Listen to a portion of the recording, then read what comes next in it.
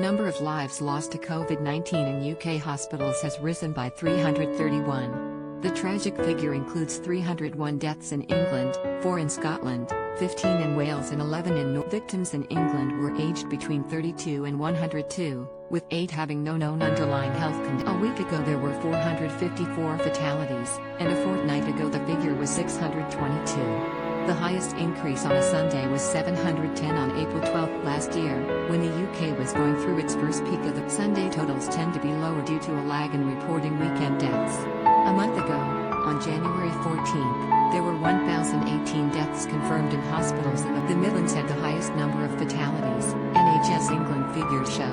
The total deaths in each region were, East of England, 46 London, 34 Midlands, 85 North East and Yorkshire, 44 North West, 49 South East, 33 South West. 10 It comes as Boris Johnson faces a huge decision on how to bring England out of the panic. Prime Minister was forced to bring in the restrictions at the start of January as the new strain of the virus caused cases to rocket. The UK's official death toll last night stood at 116,908, the 5th highest total in the world, behind the USA, Mexico, Brazil. The PM is set to spell out his roadmap for taking England out of lockdown on February 22. In the last 7 days, 97,272 people tested positive for coronavirus across the UK, a 27% drop from the previous week. Yesterday there were 13,308 confirmed cases, a huge fall from last month when more than 60,000 were testing positive each day. But scientists have urged caution in not easing the lockdown too fast and risk. Dr. Bharat Pankhania,